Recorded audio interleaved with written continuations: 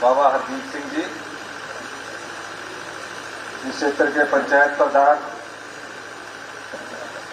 गोपाल जी, उप प्रधान जग्गा जी, पूर्व में कांग्रेस कमेटी के अध्यक्ष शिव कुमार जी, जोगिंद्रा दल के अध्यक्ष मुकेश शर्मा जी और सभी सम्मानित बुरुणा पंचायत और इस गेट के बुजुर्ग साहिबान, माताएं, बहनें, युवा साथियों, प्यारे बच्चों। अब रात काफी हो चुकी है और ठंड भी काफी है और इस अगले 2 महीनों में और अत्यधिक ठंड होने वाली है। ये मुझे लगता है कि काफी ठंडा वर्ष रहेगा हमारे लिए और नया वर्ष भी काफी ठंडे से हमारी शुरुआत होगी। 2 साल पहले आपने कांग्रेस की सरकार को आशीर्वाद दिया। आपके सहयोग से, आपके आशीर्वाद से मुझे मुख्यमंत्री बनने का मौका मिला और जब मैं मुख्यमंत्री बना तो जो राज्य चलाने के लिए धन चाहिए था, उस धन की स्थिति ऐसी थी कि प्रदेश आर्थिक कंगाली के दौर में पहुंच चुका था और जब आर्थिक कंगाली के दौर में प्रदेश पहुंच चुका हो, उस व्यवस्था को सुचारू चलाने के लिए हमने कठिन परिश्रम किया और आज मुझे खुशी है कि 2 वर्ष के बाद हमारी जो अर्थव्यवस्था है वो पटरी पर आ रही है। मैं कुछ बातें आपसे करना चाहता हूं। इस क्षेत्र में कॉलेज चाहिए, इस क्षेत्र में हेल्थ सेक्टर चाहिए, वो मिलना चाहिए।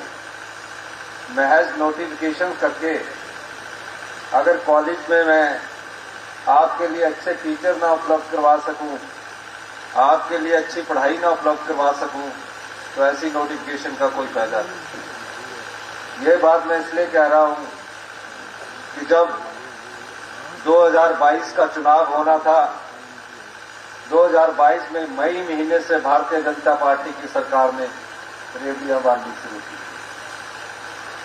और धीरे धीरे आपकी संपदा को लुटाने लगे। और लुटाने का नुकसान क्या हुआ?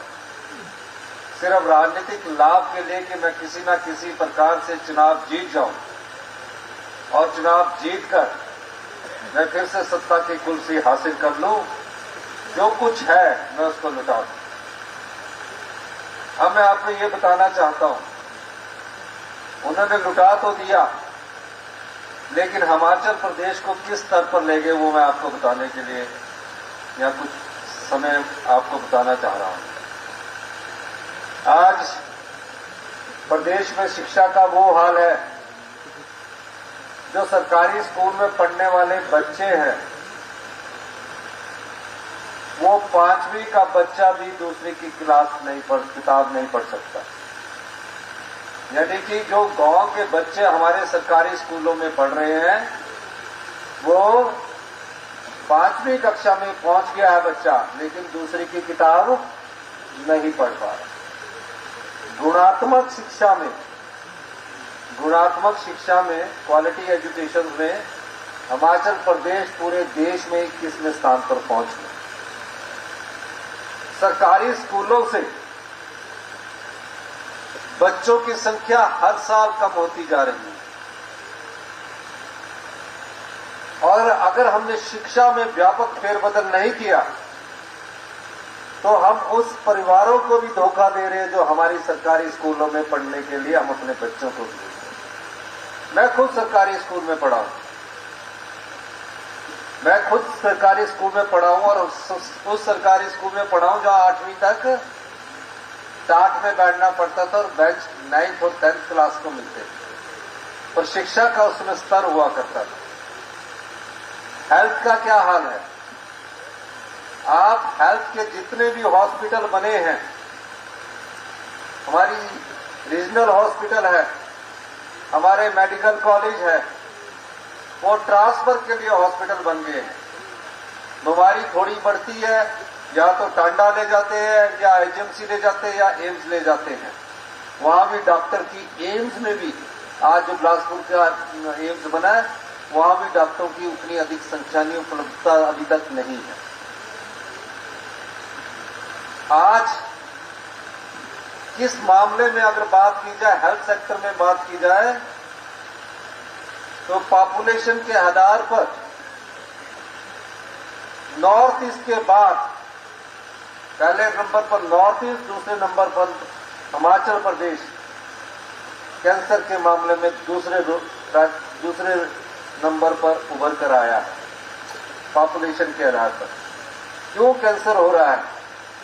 ना हम आपको क्वालिटी वाटर दे पा रहे हैं, ना हम आपको क्वालिटी हेल्थ सिस्टम दे पा रहे हैं, ना हम आपको क्वालिटी एजुकेशन दे पा रहे हैं, ना क्वालिटी लाइफ दे पा रहे हैं। ये नुकसान पिछली भारतीय जनता पार्टी की सरकार ने 5 वर्ष में किया। 5,000 करोड़ रुपया बांट दिया गया। जो सामर्थ्य था उसको भी सब्सिडी दे दी गई, और जो गरीब था उसके अधिकार पर छापा मारा गया, डाका मारा गया। हमारी सरकार ने 1 महीने पूरा अध्ययन किया। 1 महीने तक हमने मंत्रिमंडल का विस्तार नहीं किया। सबसे पहले मैंने जब आर्थिक खजाना देखा तो 1 महीने का प्रदेश का खर्चा चलाने के लिए इस राज्य के पास पैसे तक नहीं थे। मैंने अधिकारियों से बात की। अधिकारी तो नहीं बदले जाते, सत्ता में पार्टी बदल दी जाती है। और मैंने उस दिन ठाना, हमारी सरकार ने उस दिन ठाना, और हमने व्यवस्था परिवर्तन की दिशा में आगे बढ़ना शुरू किया। और आज परिणाम ये है कि 2 साल हमारी सरकार के पूर्ण हुए हैं।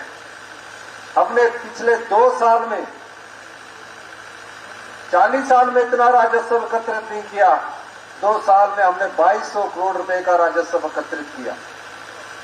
मैंने अधिकारियों से कहा कि पिछली सरकार का जो बजट है वो बजट के स्वरूप को आप उतना ही रखिए, लेकिन जितना अधिक हम राजस्व एकत्रित करेंगे उतना हम आम परिवार के लोगों में बांटेंगे और जनता की संपदा को जनता में बांटेंगे।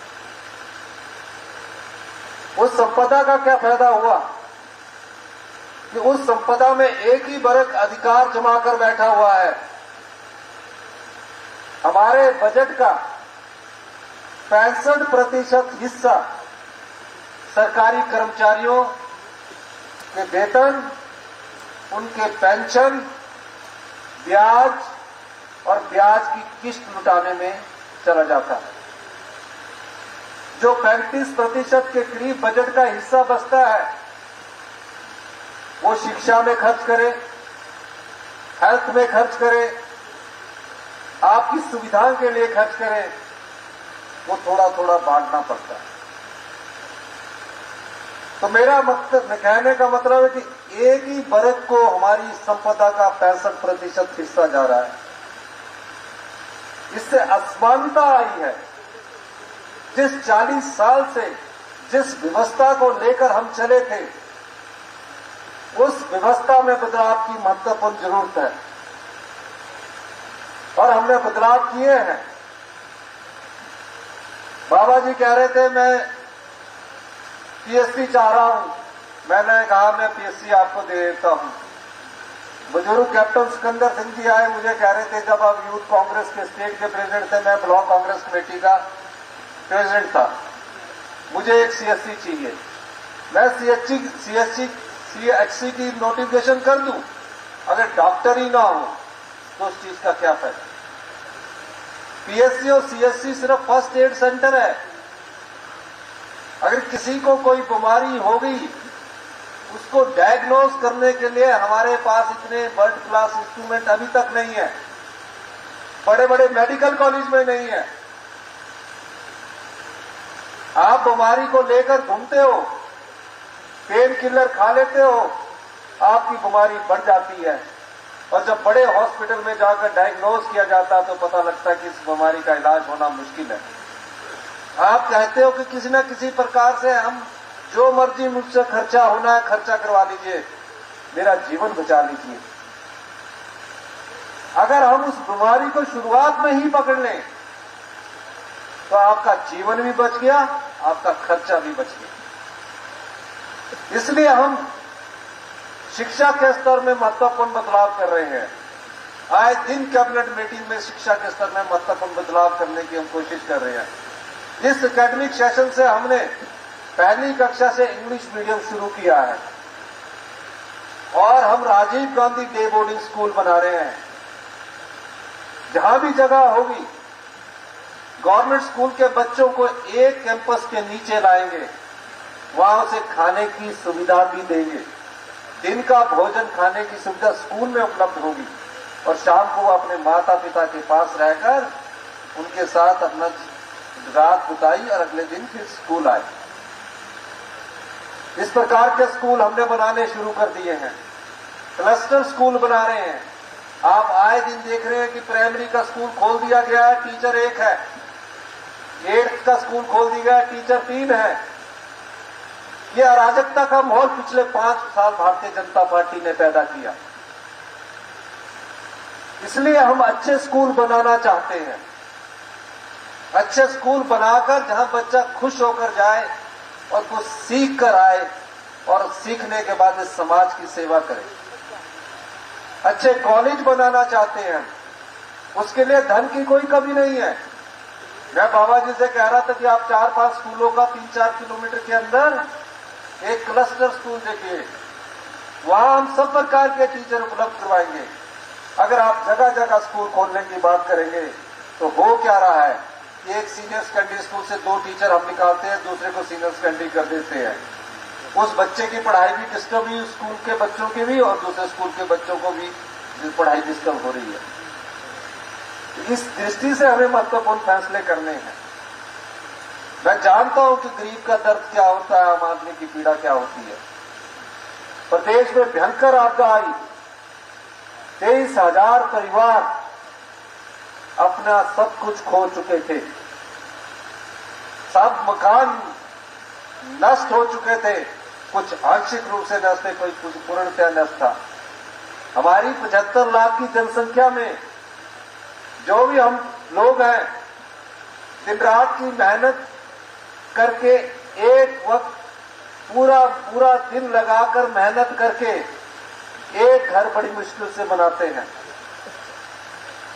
दूसरा घर बहुत कम लोगों का होगा जो दूसरा घर बनाते होंगे। 2 से ज्यादा घर किसी के नहीं है हिमाचल प्रदेश में।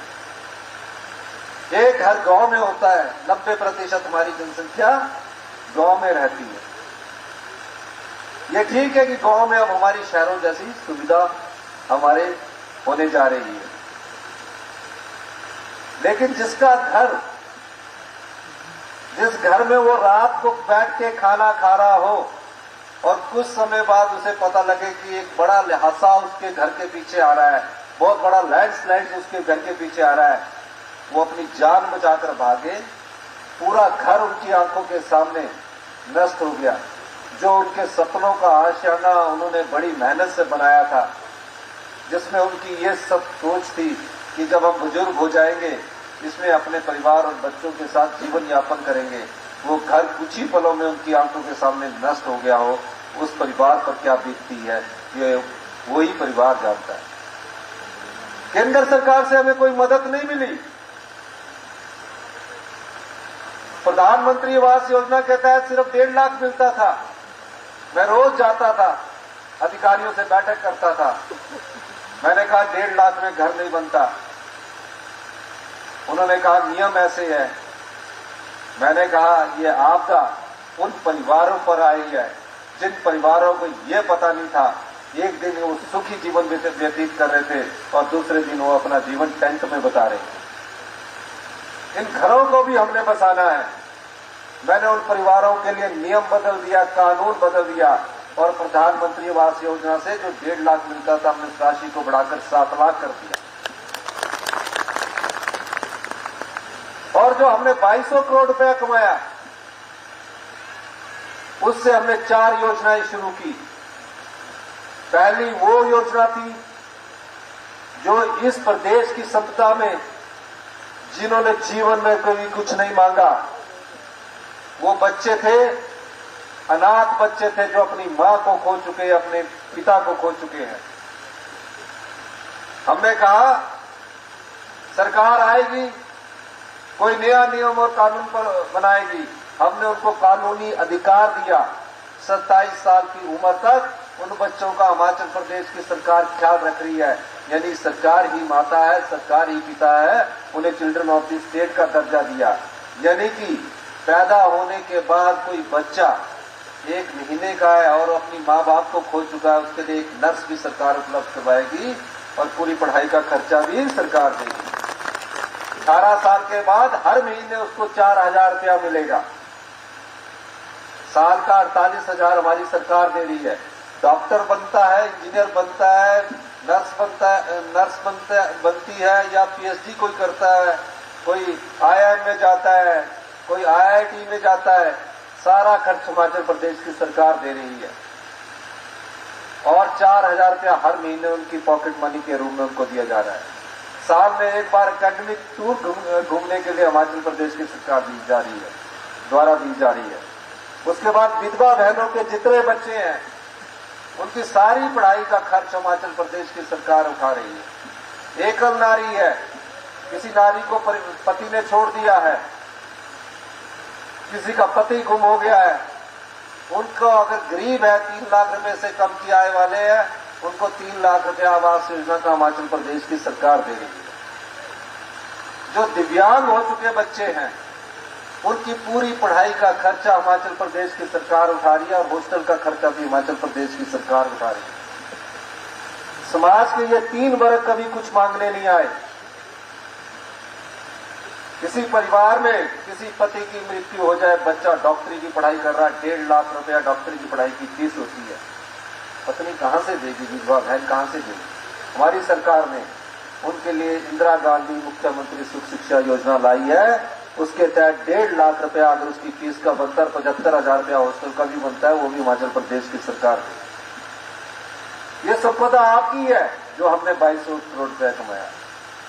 मनरेगा में जो लोग गांव में काम करते हैं उनकी दिहाड़ी 240 रुपये हुआ करती थी, क्योंकि वो गांव के लोग हैं। ग्रामीण अर्थव्यवस्था कैसे मजबूत होगी, हमने उनकी दिहाड़ी को 240 से बढ़ाकर 300 रुपये किया। और अब हम आने वाले बजट में ग्रामीण अर्थव्यवस्था की मजबूती के लिए और शिक्षा के इस क्षेत्र में मजबूती के लिए और हेल्थ सेक्टर की मजबूती के लिए हम बहुत अधिक प्रयास कर रहे हैं। और आप एक दिन फक्र महसूस करेंगे कि हमारा बच्चा गवर्नमेंट स्कूल में पढ़ा है, आईएएस भी बना है, आईआईटी में भी गया है। पहले भी गवर्नमेंट स्कूल के बच्चे बना करते थे, लेकिन धीरे धीरे शिक्षा के स्तर में बहुत गिरावट आ गई। हम उस शिक्षा के स्तर की गिरावट को अच्छा करना चाहते हैं, इस दिशा में भी हमारी सरकार कार्य कर रही है। और मैं आपको विश्वास दिलाता हूं, जो सरकारें होती है वो संरक्षक होती है। 5 साल के लिए आपके संरक्षक है, असली ताकत आपके हाथ में है। अगर आप सही मायने में अच्छी सुविधा चाहते हैं तो आपको भी कुछ फैसलों में हमारा समर्थन करना पड़ेगा। क्या आप समझते हैं कि जो इनकम टैक्स देता है उसको बिजली में सब्सिडी दी जाए? क्या आप समझते हैं जो इनकम टैक्स देता है या 50,000 से ऊपर की इनकम का है वो पानी का बिल भी ना दे? बीजेपी ने बड़े बड़े होटलों के बिजली के बिल माफ कर दिए, बड़े बड़े होटलों के पानी के बिल माफ कर दिए और 5,000 करोड़ रुपए की चुनाव से पहले जो रेवड़ियां बांटी, हिमाचल की जनता ने उसको पसंद नहीं किया। उन 5,000 करोड़ रुपए की रेवड़ियां बांटने के बाद भी हिमाचल में कांग्रेस की सरकार को दोबारा चुनकर वो लाई। हम चाहते हैं जो गरीब है उसको ऊपर उठाया जाए, जो आम आदमी है उसको ऊपर उठाया जाए, लेकिन जो सामर्थ्य है, जो दे सकता है, उसको हिमाचल की संपदा में अपना योगदान देना चाहिए। अगर हम इन सब चीजों को सिस्टमेटिक ढंग से कर देंगे, हिमाचल प्रदेश 2027 में खुद आत्मनिर्भर हो जाएगा। हमने बहुत परिवर्तन किया है, लेकिन परिवर्तन धरातल में आने में समय लगता है। 1 साल बाद आप उस परिवर्तन को महसूस करेंगे। सभी क्षेत्रों में महत्वपूर्ण परिवर्तन आया है। अभी मैं नालागढ़ में 1 मेगावाट का ग्रीन हाइड्रोजन प्रोजेक्ट लगाने के लिए आने वाला हूं। ग्रीन हाइड्रोजन भविष्य की ऊर्जा है जो हमको आत्मनिर्भर बनाने में महत्वपूर्ण ताकत प्रदान करती है। ऑयल इंडिया लिमिटेड के साथ हमारा समझौता हुआ है। हिमाचल प्रदेश हिंदुस्तान का पहला राज्य है जहां 1 मेगावाट का ग्रीन हाइड्रोजन लगाकर उससे पैसा कमाएगी। ये पानी से बनती है, पानी हमारे पास है। ये पायनियर प्रोजेक्ट इसलिए लगाया गया है ताकि आने वाले समय में जो उद्योगपति यहां आए वो स्वच्छ वातावरण पैदा रखे, हमारा जो प्राकृतिक सौंदर्य है उसको भी बनाकर रखे और जो हमारी संस्कृति है उसको भी जिंदा रखे। आप बजट नहीं देखते हैं, हमारे बजट में योजनाएं हैं। कोई ये समझ सकता था कि गांव में बैठा हुआ किसान जो पशुपालक है, जब गाय का दूध 1 साल पहले 30 रुपए प्रति लीटर हुआ करता था, हमारी सरकार ने आकर उसमें 15 रुपए की बढ़ोतरी की। आज सरकार द्वारा 45 रुपए के हिसाब से गाय का दूध खरीदा जा रहा है। भैंस का दूध 40 रुपए लीटर हुआ करता था, आज 55 रुपए के हिसाब से भैंस का दूध खरीदा जा रहा है। हिमाचल प्रदेश हिंदुस्तान का पहला ऐसा राज्य है जहां 24 घंटे में खराब होने वाली चीज जो दूध है उसमें एमएसपी दिया जा रहा है, मिनिमम सपोर्ट प्राइस दिया जा रहा है।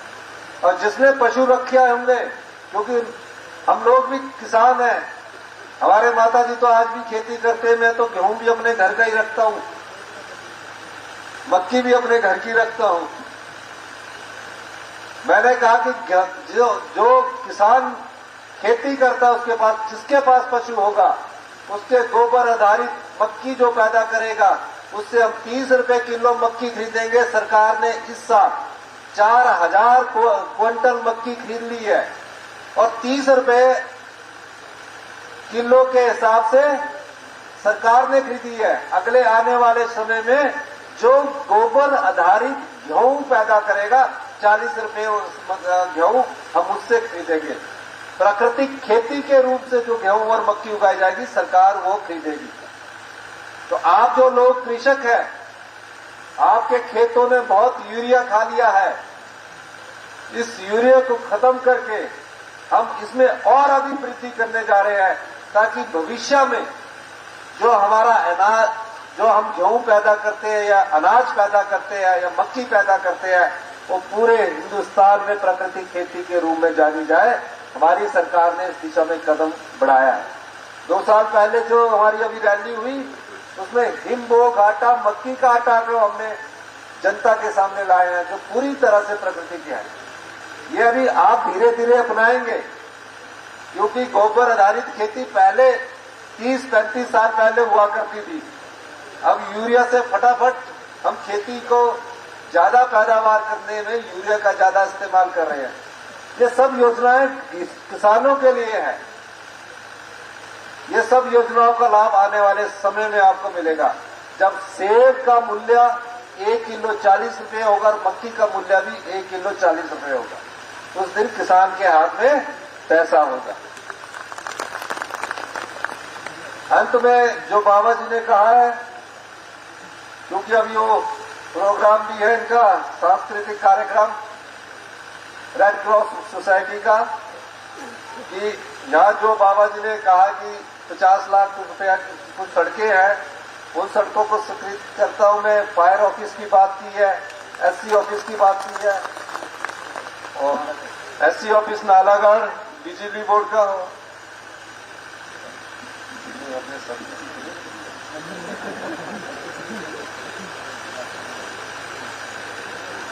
हाँ, चिकनी खंड नदी पर जिगात खाना से गांव ढांग निहाली मार्ग पर पुल के निर्माण के लिए हमारी सरकार इनको पैसा उपलब्ध करवा देगी। राज्य बिजली बोर्ड का एससी ऑफिस जरूरत है यहाँ, इसलिए हम नालागढ़ में इसको खोलेंगे।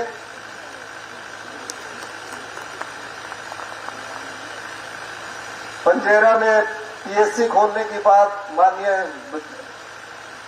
एमएलए साहब ने कही है, मैं खोल दूंगा, नोटिफिकेशन कर दूंगा। डॉक्टर नहीं आया तो तंग नहीं करना। क्योंकि ऐसे हाँ, कुआरनी व शाही चुरोग में पटवार वृत्त खोलने वाले ने, इसमें कोई कमी नहीं है, इसको हम खोल देंगे। हमारे पास डॉक्टर और टीचर्स की कमी है, जब तक हम उनको भर नहीं जाते तब तक मैं चाहता हूं कि कंसोलिडेशन किया जाए। कंसोलिडेशन से जो भी बच्चे की पढ़ाई पर खर्चा करना है, अब हमने एक कॉलेज खोला है, उसमें सिर्फ 2 आर्ट्स की क्लासेस लगाई हैं। मैं कॉलेज का नाम नहीं लेना चाहता, 50 बच्चे हैं। हमने कहा कि हम इनके लिए एक योजना लेकर आते हैं, हम इनको डिस्ट्रिक्ट के कॉलेज में पढ़ाते हैं जहां सब प्रकार के टीचर्स भी उपलब्ध होंगे। हमारी सरकार इस दिशा में भी आने वाले समय में एक योजना लेकर आएगी। रामशहर में अग्निशमन केंद्र खोलने वाले, ये खोल दिया जाएगा।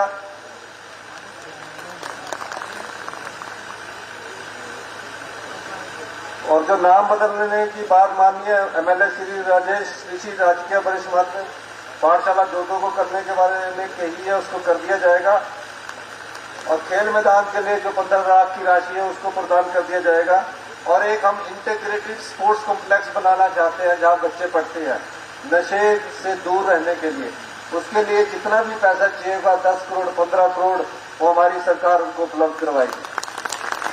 सड़कों के लिए हमारे पास बहुत पैसा है, पुल के लिए भी बहुत पैसा, वो जो ये कहेंगे वो हम सारे कर देंगे। लेकिन जो शिक्षा संस्थान है वहां जब तक टीचरों की नियुक्ति नहीं हो जाती, जब तक डॉक्टरों की नियुक्ति नहीं हो जाती, तब तक सिर्फ नोटिफिकेशन करवाकर आपको भी धोखा देना है, मैं नोटिफिकेशन कर दूं और विधायक साहब को भी धोखा देना है।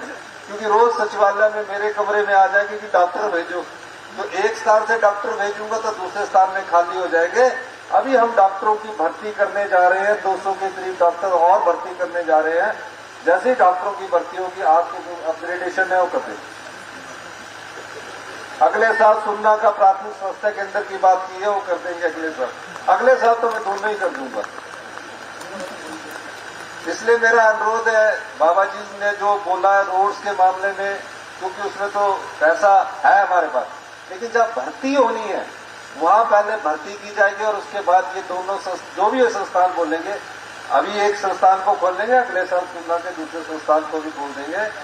ये मैं कहना चाहता हूं इन्हीं शब्दों के साथ। हम लोग सत्ता में सत्ता सुख के लिए नहीं आए हैं, बड़ी बड़ी गाड़ियों में घूमने के लिए नहीं आए हैं।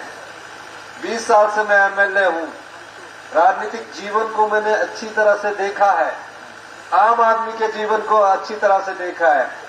मैं आम आदमी के परिवार से उठकर मुख्यमंत्री की कुर्सी पर पहुंचा हूं, इसलिए मैं बार बार कहता हूं, हम सत्ता में सत्ता सुख के लिए नहीं आए हैं, व्यवस्था परिवर्तन करने के लिए आए हैं। और 2027 में हिमाचल प्रदेश आत्मनिर्भर बनेगा।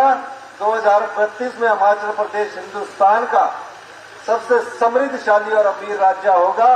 हमारी नीतियों ने गति पकड़ी है और हम इस दिशा में आगे बढ़ रहे हैं। पर इन सब चीजों के लिए आप लोगों का साथ चाहिए। अगर आप साथ देंगे, निश्चित तौर पर हिमाचल की जनता अगर हमारा साथ देगी, हम 2027 में आत्मनिर्भर बनेंगे। साथ देंगे कि नहीं देंगे? आप हाथ खड़ा करके बताओ। धन्यवाद। जय हिंद, जय भारत। और बरूणा स्टेडियम के लिए 50 लाख, इंडोर स्टेडियम के लिए 50 लाख नहीं, मैं यहाँ आपको ये कहता हूँ कि अगर आप अच्छा स्टेडियम बनाएंगे तो हम 2 करोड़ रुपया बरूणा स्टेडियम के लिए